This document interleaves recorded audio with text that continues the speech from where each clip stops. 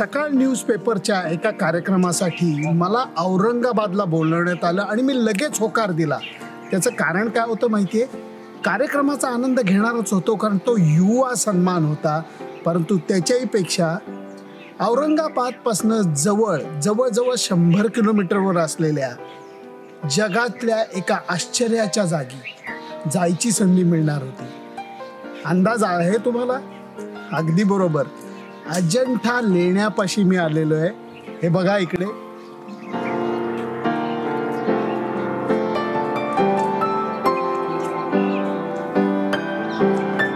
Basic माहिती देणारा हा फलक आहे. एकूण 27 गुफा इथे आहेत. सकाळची 9ची वेळ आहे की जेव्हा इथं सुरुवात होते, त्यामुळे आमचा प्रयत्न हाच असणार आहे की आज या जगाच्या आश्चर्याचा पूर्ण आनंद घ्यायचा. चला आज जरा अजंठा केव्ज बघूया.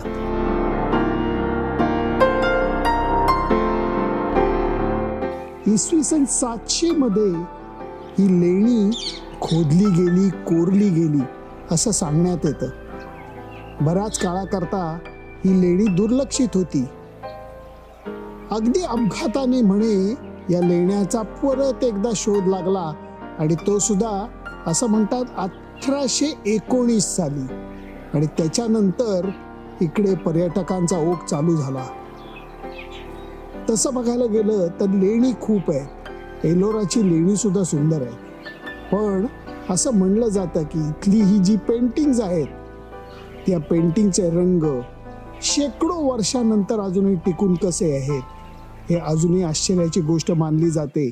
आणि म्हणून अजंठा लेण्याला एक वेगळंच महत्त्व आहे पुरातत्व इतिहासाच्या दृष्टीने. मलाही त्यामुळे खूप एक्साइटमेंट जाणवतीये अजंठा लेण्याकडे जात असताना. हा परिसर रम्य आहे.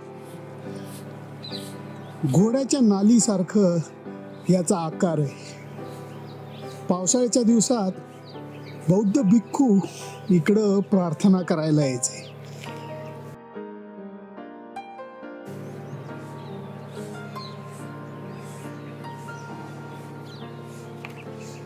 आणि दूरवर लेणी खुणावत आहेत.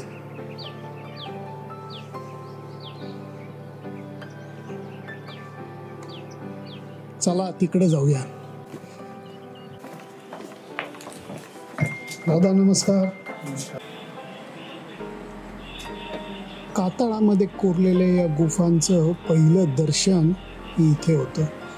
आत शूटिंग अलाउड नाहीये, त्यामुळे आता कॅमेरा बंद करून आत जातो. आत कॅमेरा घेऊन जाता येत नाही म्हणून, नाहीतर अद्भुत आहे. त्याचं कारण त्या काळातली पेंटिंग ही अजूनही जिवंत कशी राहू शकतात. नॅचरल कलर्सची पेंटिंग.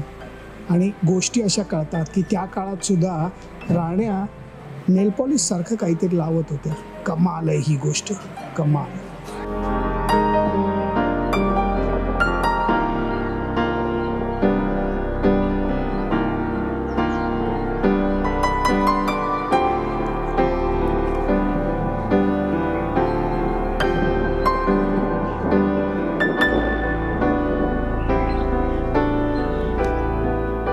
वाघोरा नदीच्या किनाऱ्यावरती ही शिल्प कोरली गेली.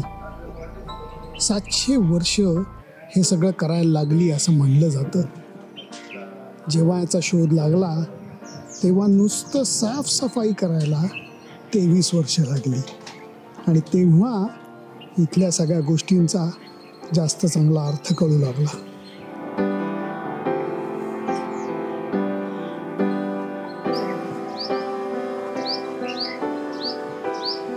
एक कार्विंग आहे. 2 हत्तींचं प्रवेशद्वार इथं केलेलं आहे. अप्रतिम. 1000 वर्ष ही लेणी मातीच्या ढिगाऱ्यामध्ये गाडली गेली होती. त्याच्यानंतर जॉन स्मिथ नावाच्या एका शिकारी ब्रिटिश ऑफिसरला याची एक कमान दिसली. त्यांनी निजामाला सांगितलं. निजामाने प्रचंड मोठ्या संख्येमध्ये कामगार लावून इथली साफसफाई करून घेतली. तेव्हा ही लेणी आता आपल्याला दिसतात. अद्भुत आहे, खरोखर अद्भुत.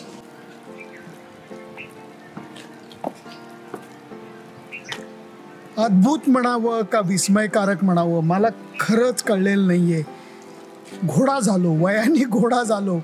माझ्या पुण्याच्या जवळ म्हणजे जवळजवळ 5-7 तासांवरती ही गोष्ट आहे, पण मी बघितलेली नव्हती. क्रिकेट खेळायला मी औरंगाबादला खूप वेळा येऊन गेलो, तरी इकडे येण्याचा योग आलेला नव्हता. आज तो जमून आला आणि हे बघून मी थक्क झालेलो आहे. एक गोष्ट सांगतो तुम्हाला, पावसाळ्याच्या किंवा थंडीच्या दिवसात आलात तर अजून इथल्या निसर्गाचा आनंद तुम्हाला घेता येईल, कारण इकडं वाघोरा नदीसुद्धा आहे, वॉटरफॉलसुद्धा आहे, त्याचाही आनंद घेता येईल. पण मी म्हणतो, ऊन असू देत, पाऊस असू देत, थंडी असू देत, इथल्या लेण्यांना भेट द्यायला तुम्ही जरूर या. कारण जी लेणी घडवायला 700 ते 900 वर्ष लागली, जी लेणी 1000 वर्ष मातीच्या ढिगाऱ्यामध्ये गाडली गेलेली होती आणि नंतर ती साफ करून लोकांपुढे आणायला 20-25 वर्ष गेली, ती लेणी म्हणजे एक चमत्कार आहे. त्या काळातल्या मानवांनी काय कला दाखवलेली आहे आणि ती आत्ताच्या जमान्यामध्ये एवढ्या मॉडर्न इक्विपमेंटमध्ये सुद्धा शक्य नाही आहे, ही गोष्ट इथं आल्यानंतर कळते. कला म्हणा, कार्विंग म्हणा, सगळ्या गोष्टी, पेंटिंग म्हणा आणि त्याच्या मागचा विचार म्हणा, जातक कथा म्हणा, या जातक कथांनी बौद्ध धर्माचा आपल्याला वेगळा अभ्यास करायला मिळतो. भगवान बुद्धाच्या आयुष्यामध्ये किती गोष्टी होऊन गेल्या आणि त्याच्यात त्यांनी काय शिकवण दिली हे सुद्धा तुम्हाला कळतं. त्यामुळे तुम्ही जर का औरंगाबादला येणार असलात तर पहिल्यांदा वाकडी वाट करून अजंता केव्ज बघायला जरूर या, कारण हा एक अद्भुत अनुभव आहे, अद्भुत.